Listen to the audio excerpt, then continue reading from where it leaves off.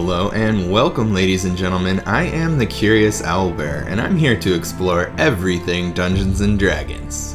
Our three players have successfully liberated the Sea Ghost and much of its crew, including Bloody Bjorn and Foul Frithoff. As they journey back to Saltmarsh, they uncover the next step of their journey. The party received an audience with Scarin Wavechaser and Anders Solmar upon their return to town. The Bard Smuggler continued to mediate the information that the group gave to Anders, but he was able to uncover enough about the Lizardfolk's intentions to warrant a council meeting. As the council took the time to meet, the players wandered around town, eventually coming upon the blacksmith Mefera and her son Jasker. Our Forge Cleric noted that his abilities would be very useful here and offered his services. Mefera gladly accepted, being that her list of jobs is over a mile long, and she allowed the cleric to use the dwarven anvil. The players also bought some materials and commissioned some repairs for the Sea Ghost, which they renamed the Sea Goat.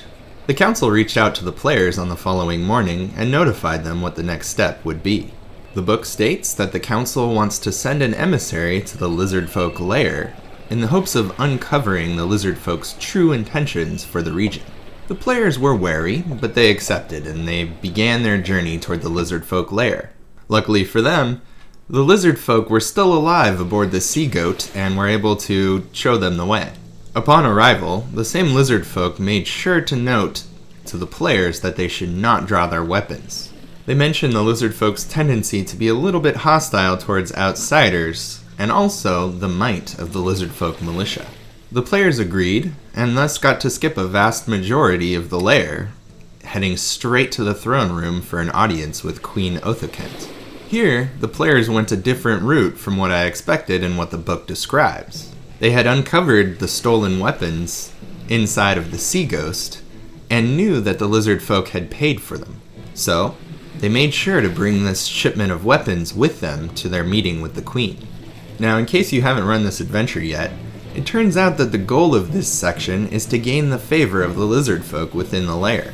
Unbeknownst to the players, they were already doing pretty well, considering they hadn't killed the Lizardfolk aboard the Sea Ghost, and they provided the Queen with the shipment of weapons.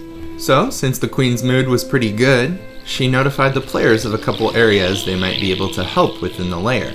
Some of the citizens always require more food. Her trusted advisor Savir might have something for the players to do.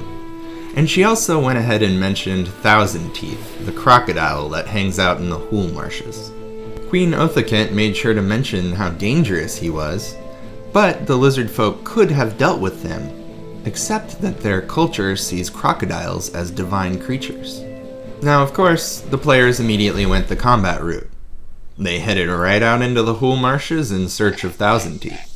Unfortunately for them, nearby his lair they encountered a couple of ogres who wore them down just a little bit. Upon locating the crocodile's pool, they easily spotted the giant constrictor snakes in the trees above. They stealthily approached, avoiding the snakes, until they landed an amazing perception check, which helped them spot the nose of the crocodile just barely sticking out of the pool. The fight ensued, and this fight was a lot of fun. The players did not expect him to have legendary resistances or legendary actions, and this was a tremendous surprise. It ended up being quite a challenging battle, but the addition of Oceanus helped significantly, and the players were successful.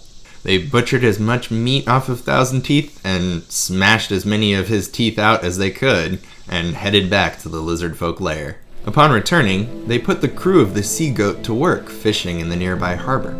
They provided a lot of this food to the citizens, spreading the good word of the folks in Saltmarsh.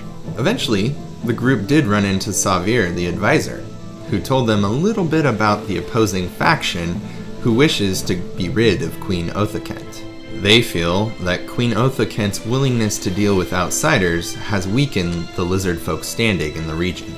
The next day, the group used this information to their advantage, again fishing on the Sea Goat, and providing the citizens with a large feast in the Queen's name.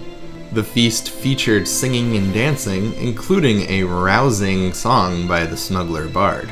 Thus, the players were able to gain the favor of Queen Othokent, Savir the advisor, and the citizens in one fell swoop. The Queen subsequently agreed to send a small emissary party back with the group to Saltmarsh in the hopes of striking a deal between the Council and the Lizardfolk. As a small note, the Sea Goat traveled through a wide bank of Shadowfell fog on its way back to Saltmarsh. I'm a big fan of the magical storms, eldritch mists, and other random sea encounters that this module includes. Make sure if you're going to run this campaign that you check out those sections. When you add them to the mood of the town and the Doc Rumors tables, it really fills out the world. I hope you enjoyed this look at the Danger of Dunwater adventure. If you did, make sure you crit those like and subscribe buttons, as there is more Ghost of Saltmarsh content on the way. As with the last video, big thanks to Syrinscape for the amazing ambiance. If you'd like to check out a great app for D&D music, sound effects, and more, look no further than Syrinscape. Make sure you check them out at the link in the description below. Until next time, stay curious, adventurers.